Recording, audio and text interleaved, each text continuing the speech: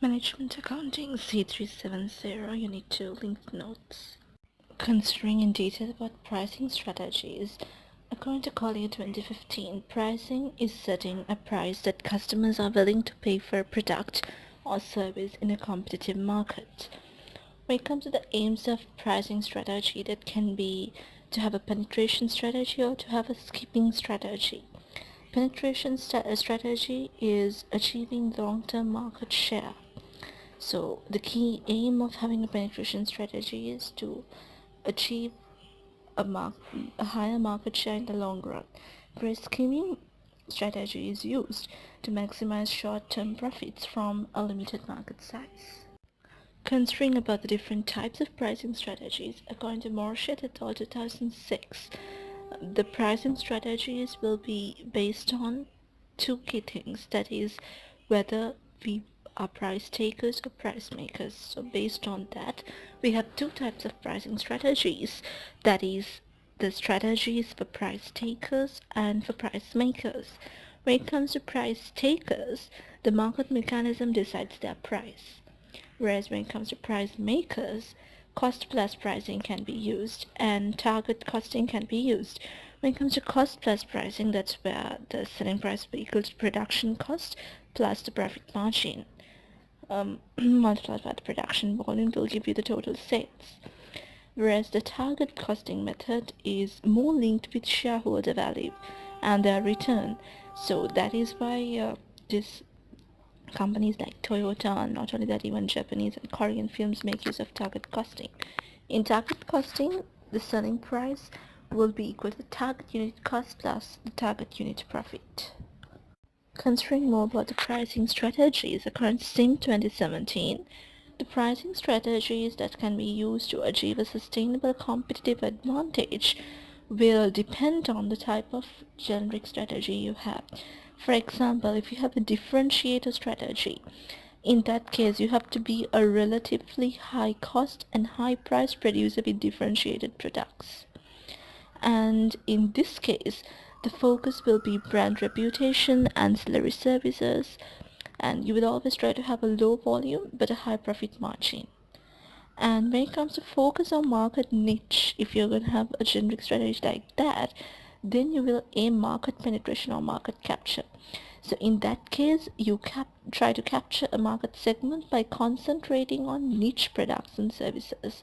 So your key focus is on brand reputation, on ancillary services. So in this case also, once again, you try to have a low volume but a higher profit margin. Therefore, when you have a differentiated strategy or a market niche strategy as generic strategies, the key is customer perceptions. You have to always keep that satisfied. And moving on to the last one, which is a low cost generic strategy. In this case, you always try to be a low cost producer. So you always try to produce a high volume with a low profit margin, and the key focus is on production cost. Understanding customer perceptions is very important for pricing. According to CIM 2017, the customer's willingness to pay depends on the values that they attribute to the products.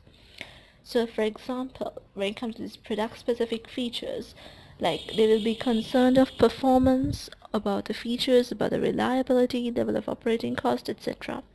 When it comes to service related features, they will be concerned with the credit availability, with the ordering and delivery, with installation and training, after sales services and service guarantees. Whereas when it comes to product dependent values, they will be concerned with customer experience with the sales staff and the cognitive responses to product brands. For example, German motor vehicles, they are very well reputed for product reliability and safety. According to CIM 2017, the relevant costs for pricing decisions are of various categories. First of all, one of the key relevant costs for pricing decision is the cost behavior. So in that case, we need to concentrate on short-term cost behavior, that is the cost behavior for 2 to 3 years, which is the period with stable economic conditions. And in this case, we got to segregate the fixed cost and the variable cost. In doing this segregation, we need to identify certain key terms For example, fixed cost, the costs that do not change with output but they may vary with activity level and the time. For example, rent, advertising. And when it comes to variable costs, those are the costs that vary proportionately with the output, for example, direct materials. Whereas step fixed costs or semi costs are the costs that are fixed on a particular level and thereafter it is variable. For example, coach hire. Whereas semi-variable costs have a combination of both fixed and variable, for example, gas bills. And marginal cost is the cost of producing one extra unit, whereas contribution margin is the difference between the sales and the variable costs. This slide clearly shows the cost behavior diagrammatically. The first one shows the fixed cost. You can see over the time period with changes in quantity, the fixed costs remain unchanged. But when it comes to the variable cost, you can see it moves up from the 0 line. So the more you produce, the more variable cost. Whereas the semi-variable cost curve indicates as a fixed portion as well as that of a variable portion. And at the bottom we have the step fixed cost. It's a fixed cost for a certain volume range. Then again it increases, and then again it remains fixed. That is step fixed cost. And the marginal cost, that is basically the supply of a certain product, depends on the marginal cost. It will slow down up to a certain range, and then from there on it will increase.